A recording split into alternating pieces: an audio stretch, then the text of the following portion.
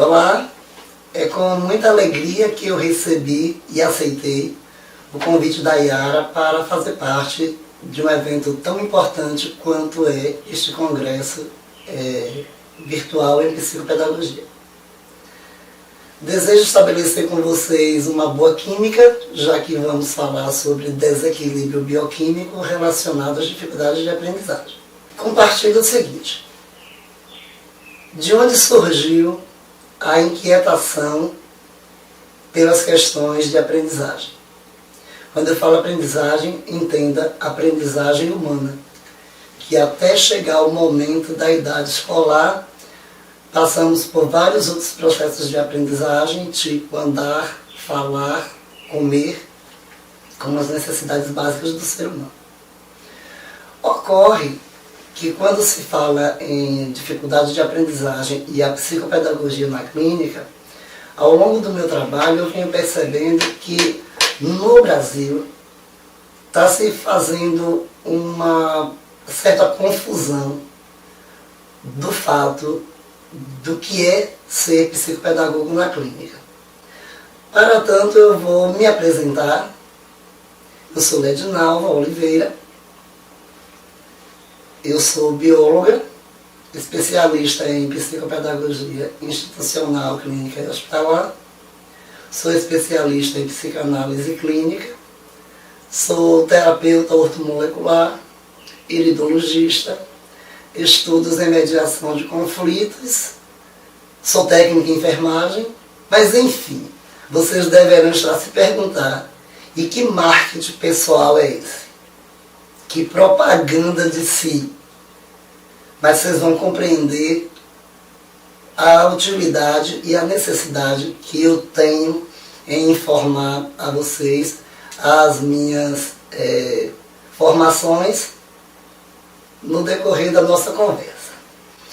Bem, quando fala dificuldade de aprendizagem, nós costumeiramente vamos a seminários e a congressos e assistimos muita gente boa, muitos mestres, muitos doutores, repetindo resultados de pesquisas que, sinto muito informar, há muito ultrapassados. Existe uma certa preguiça em pesquisar, em procurar ouvir opiniões diferentes, resultados de pesquisas diferentes, questionar certas pesquisas que se utilizam de muito pouco material de amostra, mas chega-se a uma conclusão. Daí vai repassando e as pessoas repetindo aquilo que ouviu, sem certificar-se de quantas fontes convergem, divergem. Enfim, esta inquietação toda me levou a escrever o livro Teoria e Prática da Psicopedagogia Clínica, onde eu faço uma revisão na literatura, buscando o berço, Argentina, Espanha, Itália principalmente. Tenho como mestras Alicia Fernandes, Nádia Bossa, Sara Paim, Laura Monserrat, dentre inúmeros mestres. Pois bem, quando se fala em desequilíbrio bioquímico, remetemos à saúde. As causas da dificuldade de aprendizagem hoje está vinculada muito mais ao indivíduo que a tem. E, lamentavelmente, na prática clínica, tem se assistido pessoas que montam uma sala, colocam-se nela brinquedos e utiliza-se do lúdico necessariamente sem saber o que de fato quer obter como resultado daquela prática. Os cursos de pós-graduação em psicopedagogia, não aludindo a todos, até mesmo porque eu não conheço a todos, mas tenho a oportunidade de ministrar algumas disciplinas em alguns, e vejo uma controvérsia da clínica real, tanto que no livro eu faço uma abordagem inédita, que é a psicopedagogia clínica à luz da fenomenologia, onde o mais importante é o que acontece aqui e agora dentro da sessão. Vejo também uma outra coisa muito preocupante, que são colegas psicopedagogos literalmente se amoletando, amoletar, de moleta realmente, de diagnósticos médicos. Estamos vivendo, francamente, a era da medicalização da educação. Já não basta que o DSM-5, nenhum de nós é normal. Todo mundo precisa de ser diagnosticado com um transtorno. Eu, por exemplo, devo ter o transtorno da língua solta. Falo bastante, graças a Deus. Então, o que é que ocorre? É uma necessidade de se encontrar resposta em forma de diagnóstico. E a clínica psicopedagógica é a última coisa que ela precisa estar preocupada em rotular, categorizar patologia nos seus pacientes. Por exemplo, quando digo amoletar, por conta que a criança chega à clínica, levada por seus pais, muito frequentemente apenas pela mãe, e automaticamente o procedimento encaminha para o neurologista. Em alguns casos, posso afirmar por experiência que na sua grande maioria elas retornam com uma receita de medicamento, Ritalina, Concerta, da família do metilfenidato, e ocorre que dá uma falsa sensação de tranquilidade na família, porque a escola sinalizou que a criança tem problema, a mãe toma a providência de procurar um profissional, o profissional encaminha para o médico e a criança retorna muitas vezes medicada e rotulada de disléxica, TDAH e tantas outras coisas. O que acontece? Você acaba por não tratar a pessoa. Você passa a se preocupar e a se ocupar de um diagnóstico. O que interessa quando chega na clínica é cuidar da pessoa. Eu sugiro que cuide de potencializar aquilo que ela traz de bom, que ela traz de possibilidades, a partir de... Não nos interessa, não nos cabe entender. Eu estou dizendo que não é importante ter o diagnóstico? Sim e não. O que nos interessa é obter resultado, avanços. Um ponto importante a frisar é que a maioria dos diagnósticos que já chegam prontos, muitos deles são equivocados. Então, o que é que acontece quando se utiliza das moletas? Uma sucessão de erros em série. Às vezes, o erro faz parte do humano. O médico pode cometer um equívoco. E o psicopedagogo, se ele não estiver atento, se ele não se ocupar de fazer o seu levantamento diagnóstico, não é o diagnóstico médico, é o seu levantamento diagnóstico, pode ocorrer da criança vir com um diagnóstico, este diagnóstico é para ser confrontado, não é para ser negado, não é para ser desconsiderado, mas é responsabilidade do psicopedagogo fazer o seu levantamento, seu diagnóstico diferencial. O que é isso, diagnóstico diferencial? Quando encaminhamos um paciente para uma avaliação neurológica, é necessário estar muito bem claro que a finalidade daquele encaminhamento é descartar ou confirmar dano na base neurobiológica do indivíduo. Não é ter um avalista para validar ou determinar o meu fazer, como e por onde eu vou conduzir o acompanhamento àquela pessoa. É muito sério essa questão.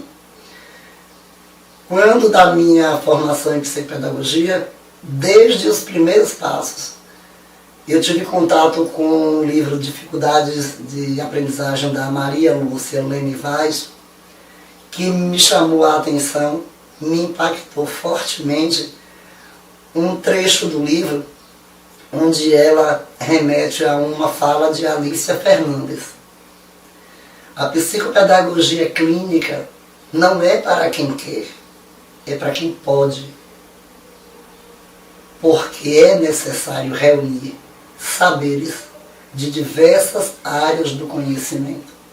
Reunir saberes de muitas áreas do conhecimento não significa que tenhamos que ser neurologistas, psicólogos, psicanalistas, médicos, pediatras, fono. Ter conhecimento sobre algo necessariamente não obriga-se a ter formação, a ter graduação. Porque quando você encaminha uma pessoa para qualquer um outro profissional, é muito interessante que entenda-se que você tem uma intenção de confirmar ou descartar alguma coisa da qual você suspeita. Eu não preciso ser neurologista, mas eu tenho que ter elementos na minha observação, que é outro ponto crucial da clínica psicopedagógica, é a ampliação do olhar. É você ver entre linhas. Então, eu preciso saber, quando eu encaminho um paciente ao neurologista, eu faço um relatório de encaminhamento, digo para ele, mais ou menos, o que eu já levantei de material e ao que me remete a dúvida que eu preciso do consórcio dele para que a gente chegue a um denominador comum. Muito provavelmente, em alguns casos, a minha intenção é: eu quero que descarte que não há dano na base neurobiológica. Pronto. O psicopedagogo trabalha por exclusão. E o que a gente está vendo aí, em alguns casos, na prática, é que está sendo muito mais valorizado a dislexia, o TDAH, a disortografia, a dislalias e todas as ias do que realmente o ser em si. É interessante pensar que quando você está tratando de uma pessoa, principalmente quando está se falando da clínica, já dizia Jung, ao tocar em uma alma humana, lembre-se que ali está apenas uma alma humana. E o rótulo, ele tem sido responsável por muito insucesso na prática clínica, na avidez que tem que levar para a escola um relatório. E infelizmente as escolas hoje ainda não respeitam como deverá respeitar um relatório psicopedagógico se ele não tiver alicerçado por um diagnóstico médico patologizando a criança. Então, quando eu li essa parte do livro, que a psicopedagogia clínica é para quem pode, não é para quem quer, eu senti na pele, quando eu comecei a trabalhar, que eu precisava de mais conhecimento para entender o emocional. Porque a maioria dos casos que me chegavam, eles não tinham como justificativa precisar encaminhar essa criança, esse adolescente, para um tratamento, um acompanhamento psicológico, por conta que as questões emocionais e psicológicas dele estariam inseridos dentro da necessidade clínica psicopedagógica. Não era o mais importante. Ideal é quando você pode trabalhar em equipe multiprofissional. É o ideal, é o perfeito. Mas para troca de ideias e de informação e de olhares. Porque a função da clínica psicopedagógica foi justamente um campo de conhecimento onde usasse recursos da psicologia, da pediatria, da neurociência, da física e mecânica quântica, mas que isso seja usado em um fazer. Repito, quando temos a oportunidade de ter uma equipe, é o ideal, é o perfeito, porque sempre duas mentes, quando se unem, automaticamente cria-se uma terceira. Quando eu digo as questões psicológicas não são as predominantes, claro que o emocional, somos seres emocionais, somos por emoção. Na questão das dificuldades de aprendizagem, eu fui me aprofundando na psicanálise para entender o psiquismo, o funcionamento, suas angústias, seus traumas. Mas chegou um dado momento onde eu fui conduzida a voltar para as minhas bases acadêmicas, que é a biologia. Eu tomei algumas aulas com o Dr. Laí Ribeiro, médico cardiologista conhecido nacional e internacionalmente, em umas aulas sobre nutraendocrinologia. E isso foi para mim assim, o boom, meu olhar modificou-se inteiro e completamente no fazer na clínica. Por conta. Antes de chegarmos no quesito cognição, nós perpassamos pelo orgânico como um todo. E mais precisamente, a menor unidade que constitui o ser humano, que são as moléculas. Daí, compreendi e me certifiquei, porque fui aprofundar nas pesquisas, que não foi porque o Dr. Laí Ribeiro disse que eu repetiria como sendo verdade. Pesquisei, tive contato com o Dr. Cícero Coimbra, que é uma outra sumidade na terapia ortomolecular, Dr. Arnoldo Veloso, uma outra sumidade, Dr. Luiz Moura, e tive acesso a dezenas de trabalhos científicos me confirmando isso.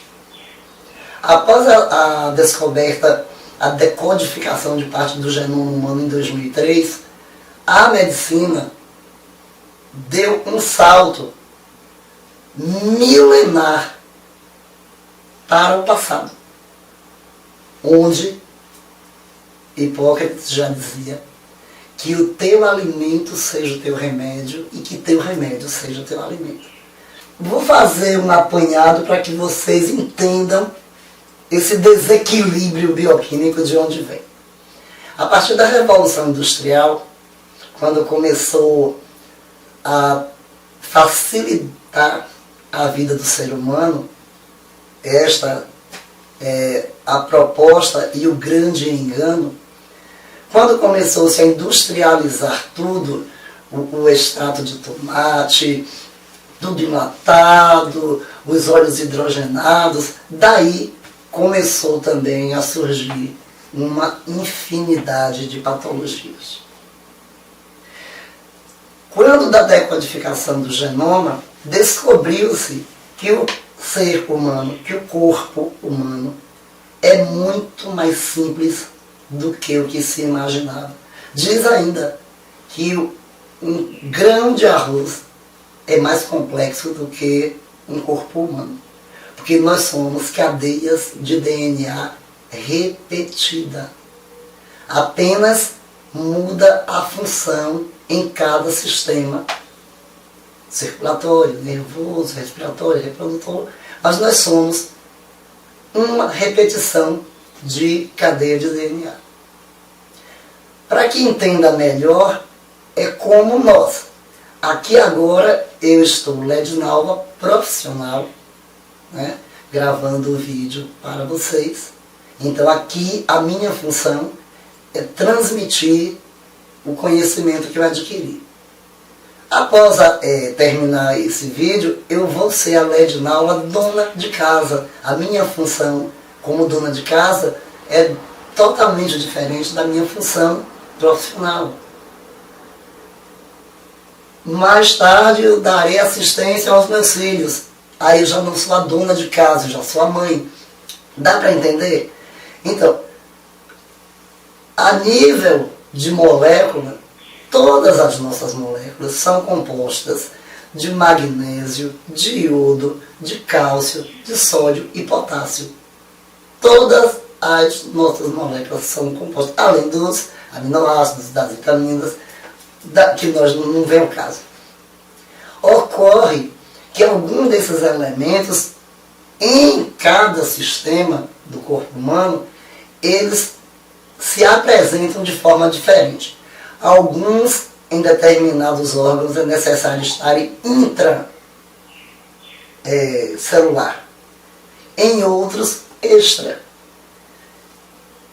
Estamos entrando na questão do desequilíbrio. O que é que ocorre? Quando esta química sofre alteração, todo o organismo está pronto para responder.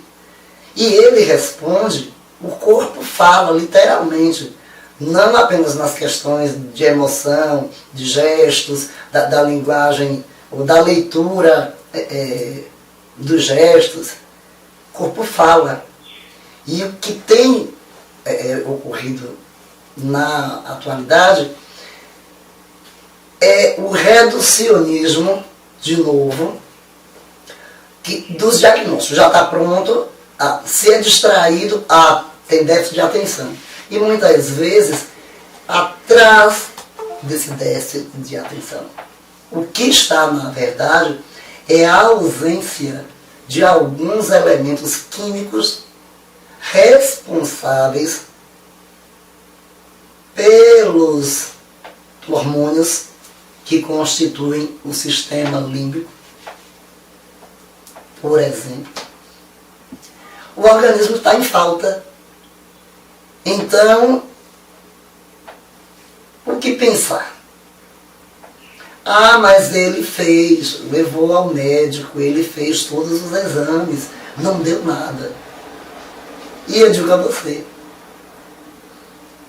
os exames de rotina, hoje, na nova medicina, na nutrologia, na nutracêutica, os exames de laboratório, o hemograma, a aferição da quantidade de minerais no corpo, através do exame de sangue, é insuficiente. Quando eu digo que os exames de laboratório não são suficientes para realmente detectar os níveis, se estão realmente dentro da necessidade do corpo, eu me refiro, quando eu falei no início da quebra de paradigma, é o paradigma que já está sendo quebrado, já foi quebrado a partir de 2003 com a descoberta da sequência do DNA. Porque junto com essa descoberta, constatou-se que não mais a genética clássica é quem determina as questões biológicas. Junto com a descoberta, vamos dizer assim, da sequência do DNA, descobriu-se a nova ciência, que é realmente o grande salto milenar que me referi ao passado, por conta que hoje sabemos que com a epigenética é possível se alterar a expressão de um gene sem alterar o fenótipo. Desta forma, hoje sabemos que através da nutrição, dos nutrientes, é possível se alterar a expressão de um gene. E com isto deixamos de ser vítimas do que até então a genética clássica postulava, que era a hereditariedade. Não importa se a criança, a pessoa vem de uma família onde tem antecedentes de patologias, e aí ela invariavelmente teria que estar condenada porque já trouxe isso na sua carga genética. É simples, embora tenha uma certa complexidade, que quando se vai repor algumas vitaminas, é necessário o consórcio de outras para que uma não interfira no funcionamento da outra, nos permitindo hoje ter uma medicina personalizada. Então foge-se daquela coisa do rótulo e da forma de conduzir, da forma de tratar. Isso quem diz é a química do corpo. Aí a partir do exame do mineralograma capilar, retirado cabelo da nuca, ele é submetido à análise, e neste exame, ele sim, ele informa 37 a 39 minerais indispensáveis ao bom funcionamento do corpo humano. E ainda uma coisa muito mais importante, que vem passando despercebido, mas estudos científicos vêm mostrando, que quando a falta ou a presença de minerais no organismo, ele é responsável por sintomatologias muito parecidas com doenças neurológicas. Por exemplo, se uma pessoa é contaminada por mercúrio, por chumbo, vanádio, há alterações na química cerebral, e muitas vezes crianças com sintomas de autismo, de disfunção cerebral mínima, muitas das vezes o que está potencializando os sintomas e dificultando um bom prognóstico é a contaminação por um metal pesado. O mineralograma permite ter um verdadeiro mapeamento, uma radiografia das condições exatas que aquele organismo está. No caso de doenças que se assemelham ou que têm um quadro subclínico de alteração de base neurobiológica, em alguns casos, o que ocorreu aí foi uma contaminação por metal pesado. Mas como se na ressonância, se na tomografia não mostrou? Se contamina através da ingesta de um bolo, através da farinha de trigo, pelo próprio ar, que hoje nós estamos em um mundo cada vez mais poluído, então passa desapercebido nos exames convencionais. Assim, a atenção do psicopedagogo, como a medicina, todas as áreas que cuidam das pessoas precisam e devem estarem ocupados com a pesquisa, porque a medicina tradicional, ela está com seus dias contados com o tratamento puramente medicamentoso. E quando eu digo da epigenética e do tratamento e da manutenção de uma boa saúde, da potencialização dos esquemas cerebrais, a nutrição, muitos alimentos são essenciais, e francamente nós sabemos que nós, a população brasileira, de modo geral, nós não temos uma boa nutrição. Você pode me dizer, não, mas eu me alimento muito bem. E eu te digo, ocorre um pequeno detalhe, que nós da América do Sul, o nosso solo é muito pobre em alguns minerais, tanto pelo plantio e replantio, quanto nossos adubos químicos, não sei se propositadamente, eles não contêm magnésio, onde magnésio seria um tema que nos daria um outro seminário, visto que a insuficiência de magnésio ela é responsável pelo surgimento de variados e inúmeros sintomas em organismo humano, desde criança. Então, déficit de atenção, hiperatividade, lentidão de raciocínio. Muitas vezes a gente consegue grandes avanços, potencializar bastante, dinamizar bastante com a ingesta do cloreto de magnésio. Por quê? Mesmo que o corpo esteja suficiente de cálcio, de sódio, de potássio, de iodo, e ele estando insuficiente do magnésio, do qual é subdividido em 8 tipos, mas o mais importante ao corpo chama-se o cloreto de magnésio, porque ele funciona como condutor e como coparticipante de todo o metabolismo que ocorre naturalmente. Leva-se a criança ao médico, ele prescreve cálcio, mas o corpo está insuficiente de magnésio. O que pode ocorrer com essa ingesta do cálcio? O cálcio sem magnésio, ele é uma criança que quer passear. Porém, ele precisa de alguém que o acompanhe, porque sozinho ele não sabe para onde ele pode ir e onde ele pode não ir. Gerando aí cálculos renais, em mulheres, osteoporose. Então, o cloreto de magnésio é o mineral que eu costumo dizer, é o maestro que rege a orquestra da química corporal. Sendo que, como falei, na ingesta de uma vitamina requer a ingesta de uma outra. No caso do cloreto de magnésio, ele pede o consórcio da vitamina D, cujo não é uma vitamina, é um pré-hormônio. A vitamina D não é vitamina, ela é um pré-hormônio. Então, estão percebendo que chegou um momento crucial que precisamos mudar o olhar, precisamos, assim, intensificar nos estudos para que a gente consiga realmente ter uma vida de qualidade, como essa vida já foi de qualidade no século passado. Na época dos nossos avós, que a alimentação era de fato muito mais rica, até por conta que ao tempo ainda não havia canalização das fezes para os rios e para o mar. Então o magnésio que se ingeria se redepositava no solo. Hoje a gente não tem mais.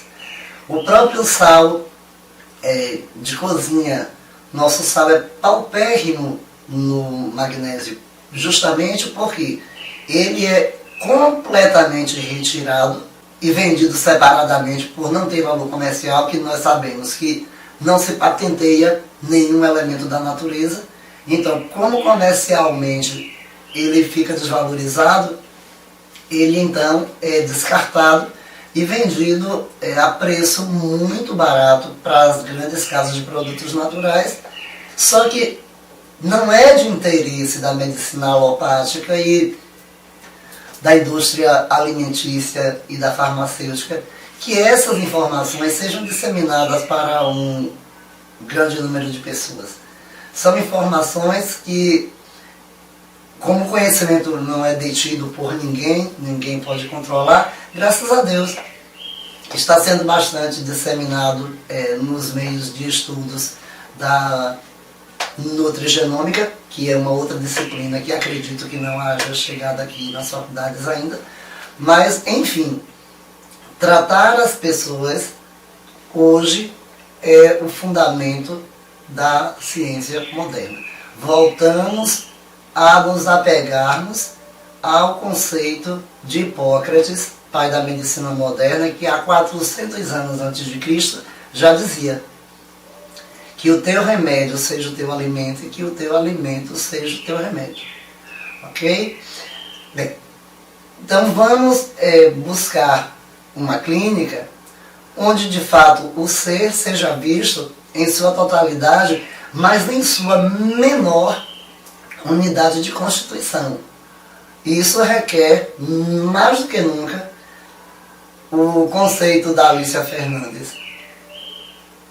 Para ser psicopedagogo na clínica não basta querer, não basta buscar manuais de receitas prontas, por conta que cada indivíduo é um indivíduo. Então, eu convido a que a gente pare de preocupar com o rótulo, com o nome, e entender que ali está uma pessoa com toda a capacidade, com todo o potencial a ser desenvolvido. Não importa a partir de, não importa. Importa que hoje sabemos que a plasticidade cerebral, ela hoje, graças à nova ciência, graças às novas descobertas, não há tempo, não há idade para que o cérebro consiga ampliar a plasticidade. Hoje, com certeza, sabemos na prática clínica que a morte de um neurônio não determina a incapacidade total. Ela pode ter uma perda parcial, porém, o seu vizinho, o hormônio vizinho, ele desenvolvido, ele trabalhado, ele estimulado, ele consegue fazer a função dele e a do seu vizinho que morreu. Digo isso por já ter conseguido, na prática clínica, grandes avanços no acompanhamento de pessoas vitimadas de AVC, onde conseguimos, a médio e longo prazo, início do restabelecimento de funções que até então estavam inativas.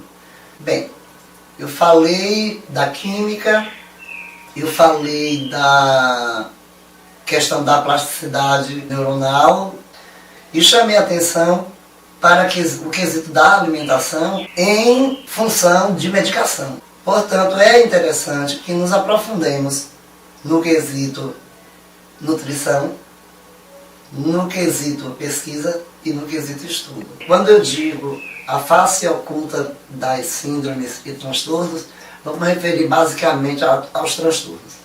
Tudo que foge a um determinado padrão, que francamente eu não sei quem estabeleceu, é considerado como um transtorno.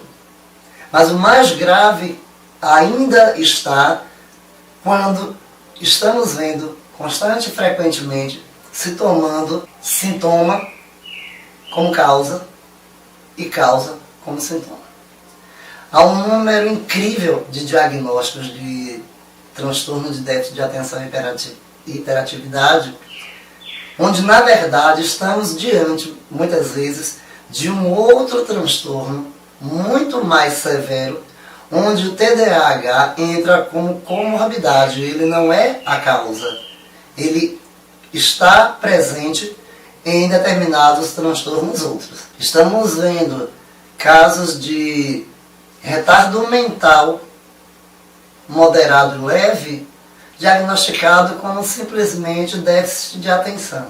Aí eu pergunto, onde vai para isso? O ganho, que ganho que vamos ter se estamos tomando uma coisa por outra? Volto a dizer que isso só ocorre pela necessidade de ter que se dar um nome, o que é que tem. Eu convido a pensarmos o que é que podemos. A partir de, vamos traçar como meta para onde. Muitas síndromes raras estão sendo estudadas, muito avanço científico, e percebendo através dessas pesquisas que a causa de uma doença muitas vezes é apenas o sintoma subclínico de uma outra.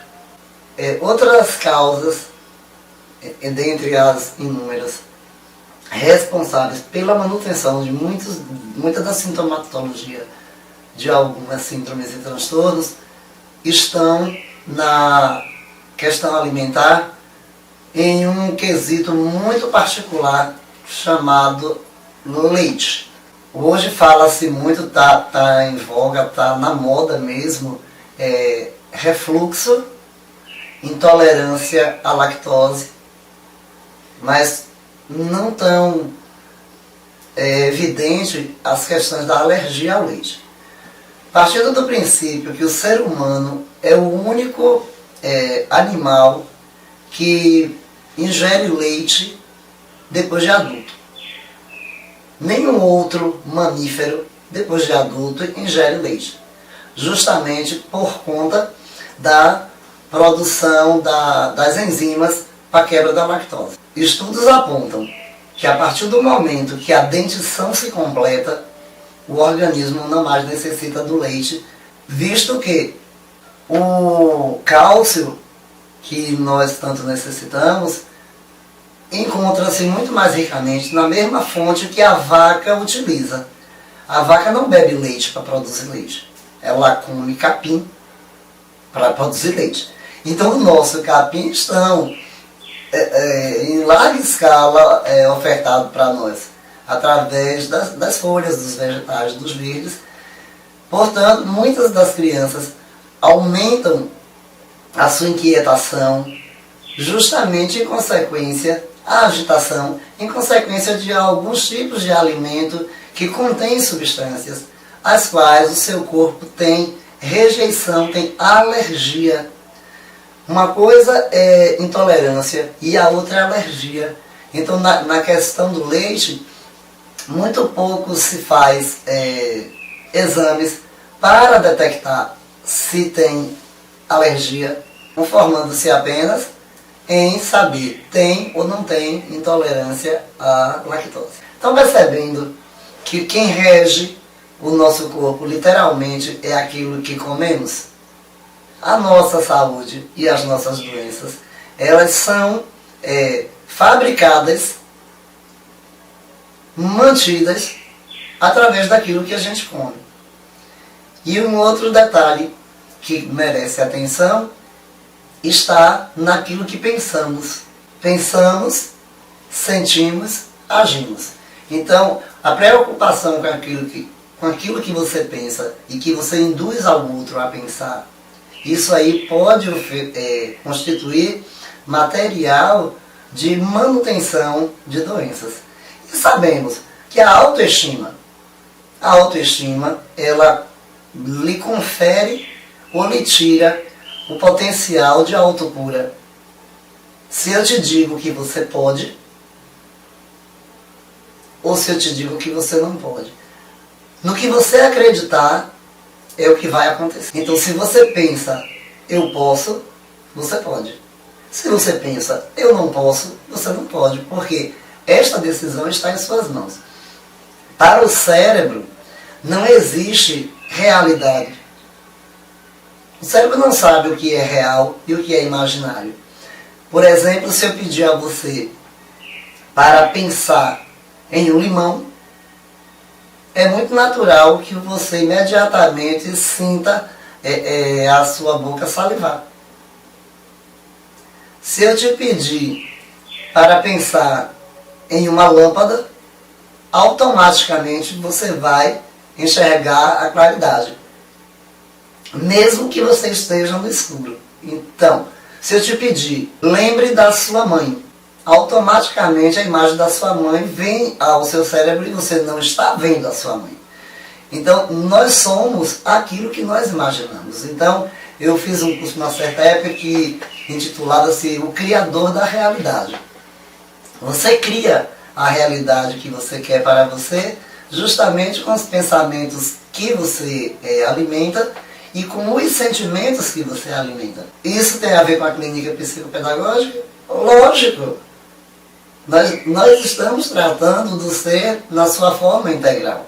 Ainda falando sobre a química e a sua importância, um outro elemento químico cuja sua defasagem responsável por muito problema chama-se o iodo.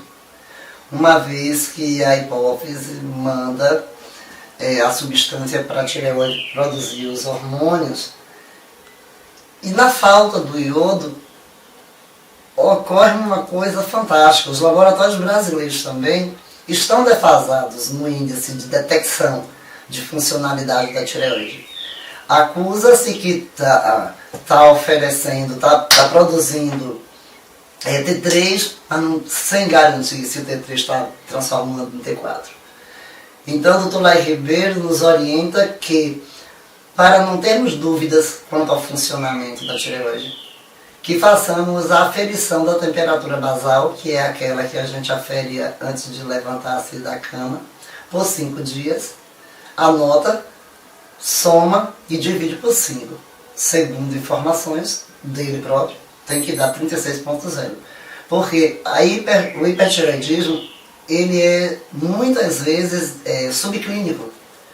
É muito mais o sintoma, quem diz, do que o resultado do exame, porque há algo que camufla, sabe? E a partir também, desde o método pelo qual é feita a análise do exame. A exemplo de medir a temperatura basal, é um indicador perfeito, porque muitas vezes, no caso de mulheres, TPM severa, ganho de peso, o problema do torpor da menopausa, e muitas vezes diz, mas eu fui ao médico, eu fiz o exame de tireoide, graças a Deus está muito bem. Eu digo, e graças a Deus que o corpo está lhe dizendo que não.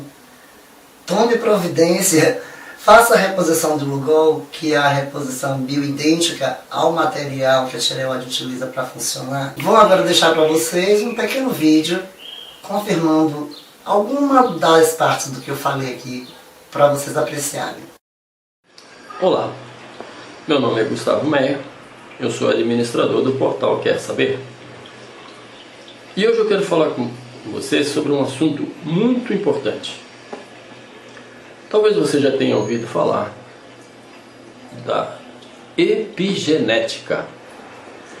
Se não ouviu, é a ciência que estuda sobre o desenvolvimento, o funcionamento e a evolução dos nossos sistemas biológicos.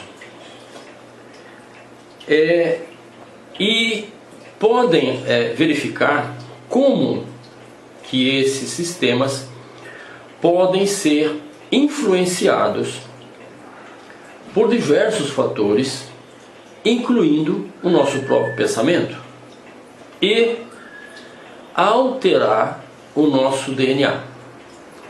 É incrível, parece uma coisa absurda. Por quê? Até pouco tempo, tudo que se acreditava era que o DNA não podia ser mexido, não podia ser alterado. Nós nascíamos com ele e ele já vinha registrado, as doenças que a gente ia ter, como é que a gente ia funcionar, enfim, o DNA era uma coisa que não se mudava. E os cientistas descobriram que não é assim, que nós temos a capacidade de alterar até o nosso DNA. Foi feita uma pesquisa no Instituto HeartMath, onde foi verificado que isso é totalmente verdadeiro. De uma forma bem simples, a experiência que foi feita foi o seguinte: foi coletado o DNA de algumas pessoas e colocado esse DNA num tubo de ensaio. Foi entregue para outras pessoas que levaram eles para outros locais distantes daquela dos doadores. Aí foi pedido aos doadores que pensassem em coisas ruins, lembranças tristes, pessimistas, dificuldades, problemas, tal. Muito bem, foi pego as amostras que estavam na mão de outras pessoas em outros locais e foi analisado. As amostras do DNA desses doadores estavam todas danificadas, estavam todas alteradas. Mas isso aí os cientistas disseram, bom, pode ser que alguma coisa estragou, deu problema, paciência, né? Vamos fazer o quê? Aí vamos dizer, não, vamos fazer o seguinte: vocês voltem para onde vocês estavam com as amostras de DNA, e agora os doadores vão pensar em coisas boas, em coisas alegres, felizes, em momentos de satisfação, enfim, vamos pensar ao contrário, vamos pensar em coisas boas. E foi feito assim. Mais uma vez, os cientistas pegaram as amostras, as mesmas amostras que estavam danificadas, e analisaram. Qual a surpresa? As amostras estavam todas se regenerando, o DNA estava se reformando. Então isso provou que o pensamento daquelas pessoas que doaram os DNAs foram influenciadas pelos seus pensamentos, pelos seus sentimentos, mesmo à distância. Isso ficou claro que o DNA é uma coisa que pode ser alterada pelos nossos próprios pensamentos e sentimentos. A ideia antiga de que o DNA não se mudava acabou. Então vejam o perigo que nós mesmos estamos nos colocando quando pensamos de forma negativa, quando nos deixamos abater pelas situações, quando, enfim, produzimos pensamentos e sentimentos que são prejudiciais a nós mesmos.